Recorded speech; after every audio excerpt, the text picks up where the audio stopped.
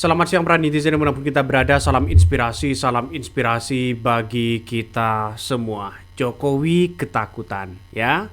Malah Ahok mau dipenjara. Wow. Karena apa, Bang? Karena kabarnya ya membongkar habis-habisan soal bagaimana ya bobroknya korupsi di Pertamina. Wah. Apa hubungannya dengan Jokowi, Bang? Ya hubungannya dengan Jokowi karena apa? Misalnya, jadi kita lihat saja bahwa hubungannya dengan Jokowi, siapa pemimpin? Karena eranya 2018-2023. Ya ada sangkut pautnya dengan Jokowi. Kenapa? Ya ketika Ahok membongkar bagaimana bobroknya korupsi di Pertamina. Bara banyak buzzer-buzzer Mulyono, buzzer-buzzer Jokowi, orang-orang Jokowi, simpatisan Jokowi mengkritik habis-habisan Ahok.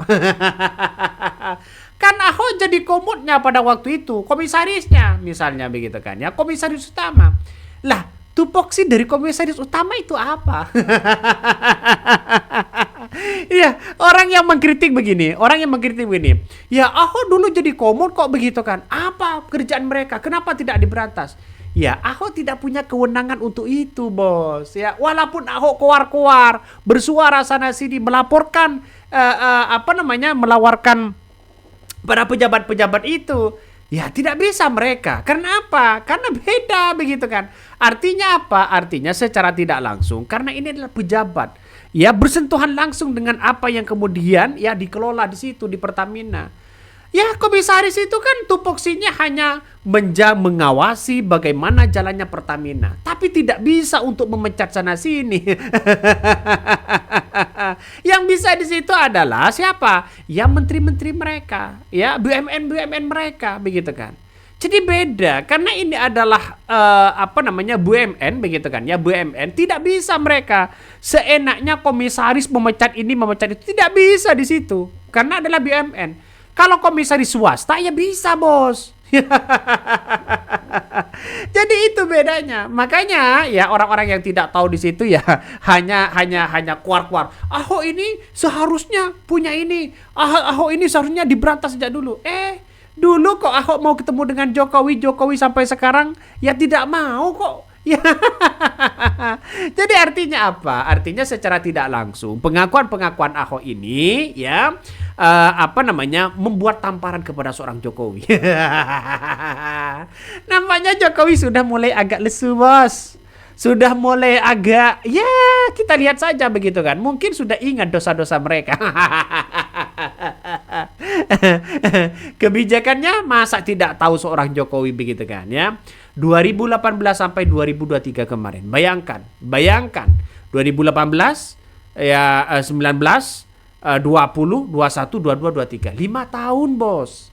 Jadi saya kira dengan adanya seperti ini memang hukum di era Jokowi itu sangat lemah sekali. Sangat lemah, bahkan buruk. Ya. Kenapa? Ya karena kita lihat saja realitasnya sekarang. Ketika Prabowo menjabat semuanya orang-orang yang kemudian di era Jokowi diberantas semuanya. Tapi nampaknya sudah mau omon-omon itu. Masa ada 9 orang yang hanya ditersangka? Jadi artinya apa? Artinya begitu kan, ada nuansa-nuansa yang kemudian kita lihat hari ini ya. Ketika satu persatu sudah jadi tersangka di situ begitu kan ya. Dan bahkan ini gajinya yang sangat fantastis di situ. Tidak hanya 1 orang, 2 orang, ada 9 orang yang kemudian jadi tersangka. Maka kemudian apa yang terjadi? Ya paling dihukum ya 15 tahun, 20 tahun. 20 tahun itu kena remisi ini, remisi itu dan sebagainya. Akhirnya jadi 3 tahun. Jadi artinya apa? Artinya ganti pemimpin, ganti lagi kebijakannya, ganti pemimpin, dapat dispensasi sana sini begitu kan. Jadi negara kita ya seperti itu begitu. Makanya tidak ada kekuatan ya secara hukum di situ begitu kan untuk bisa adil. Kenapa bang? Ya karena siapa yang kuat, siapa yang punya uang pasti dibela mereka. Ya, jadi kalau ada pengacara misalnya begitu kan ya, kalau ada pengacara terus kemudian siapa begitu kan, yang kemudian membela para koruptor ini digaji dengan mahal, pasti membela mereka. ini konglomerat semua bos, begitu kan, banyak uangnya di situ begitu. Artinya apa? Artinya kesadaran hukum yang ada di negara kita ya masih lemah. Ya seharusnya Jokowi itu memperbaiki masalah hukum itu begitu kan. Tapi terjebak dengan pola-pola ya permainan dan kerakusan kekuasaan di zaman itu begitu, sehingga apa yang terjadi? Gibran bisa lolos menjadi seorang wakil presiden. Jadi sekarang Ahok yang mau jadi tersangka, Ahok mau ditahan, Ahok mau dihukum. Apakah seperti itu realitasnya? Apakah seperti itu negara kita? Jadi artinya apa? Artinya secara tidak langsung ketika ada orang yang ingin ya membongkar habis-habisan bagaimana bobroknya kasus korupsi di Pertamina, malah dapat intimidasi. Kabarnya begitu kan. Jadi sangat-sangat disayangkan sekali dengan hal-hal kayak begituan. Jadi ayolah kalau ingin memberantas korupsi, panggillah Ahok, panggillah Jokowi, duduk di situ begitu kan sebagai saksi bos. Apa yang terjadi begitu kan? Ya. Seperti kasus Tom Lembong. Bagaimana? Ya, tidak ada kerugian apa-apa, malah jadi tersangka. Ini kan lucu begitu. Kabarnya tidak ada kerugian di era Tom Lembong. Jadi artinya apa? Artinya negara kita ini ya seperti itu begitu kan ya. Sampai kapanpun ini pasti ada maling-maling di situ begitu ya. Maling-maling pakai berdasi. Uang rakyat dihabisi begitu kan ya. Demi kekayaan-kekayaan mereka. Bayangkan ya. Ada 9 orang yang kemudian sudah jadi tersangka, enak mereka. Kalau hanya mengembalikan uang ratusan miliar gampang. Sangat gampang di situ. Coba baca komentar dari netizen begitu kan ya, banyak sekali pro dan kontra. Ini coba kita baca ini setelah Jokowi ngomong gini tahun 2019 ya, minyak mentah telah ya dan sedang dikorupsi sampai tembus 1.000 triliun. Bayangkan 2018-2023. Artinya Jokowi hanya omdo dan clear melakukan pembiaran sehingga duit rakyat dirampok secara brutal ya. Makanya tergantung pengawasan mereka ya. Kalau pengawasannya kecil ya mana bisa mereka. Mana bisa bos. Jadi saya kira apa yang kemudian dilakukan ya hari ini begitu oleh Prabowo ya, ini harus benar-benar diberantas orang-orang mereka. Jadi tidak perlu kenal ini begitu kan ya, teman ini teman itu begitu. Ini Jokowi tak gertak ya sambal ya, gertak sambal. Polri ternyata diperintahkan ya cari Reza Khalid. Reza Khalid hadiri kuliah Jokowi, Gerindra terjawab sudah. Mengatakan terjawab sudah. Ini dulu begitu kan ya. Postingan ini 18 Juli 2018. Bahkan ini postingan 8 Desember 2015. Ini masih ingat masyarakat di situ begitu. Jadi artinya apa? Artinya bahwa hanya omon-omon saja begitu kan ya, untuk memberantas sana sini begitu. Apalagi yang dikritik di era Jokowi begitu.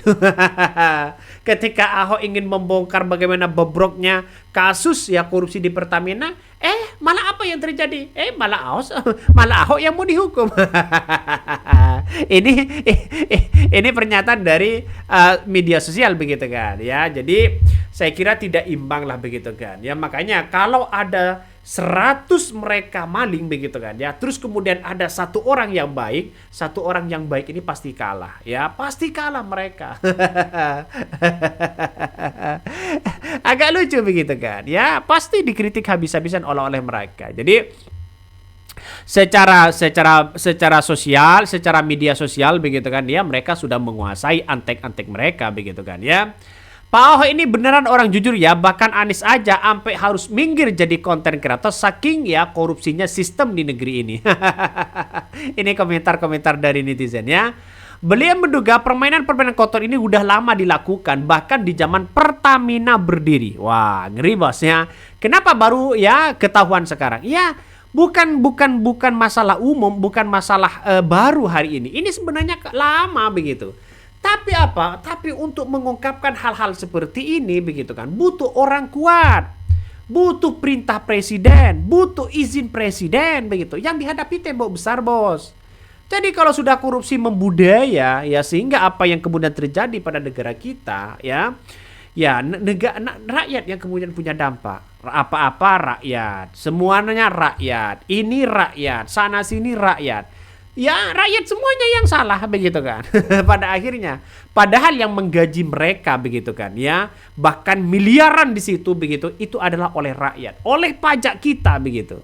Jadi artinya apa? Banyak rakyat sudah dibohongi sekarang. Mau apa sekarang coba? Ngeri nih, Bos. Ngeri sedap ya. Oke, mungkin itu yang kami sampaikan ya. Tonton terus channel Hodari Podcast Rakyat ini, jangan lupa di subscribe.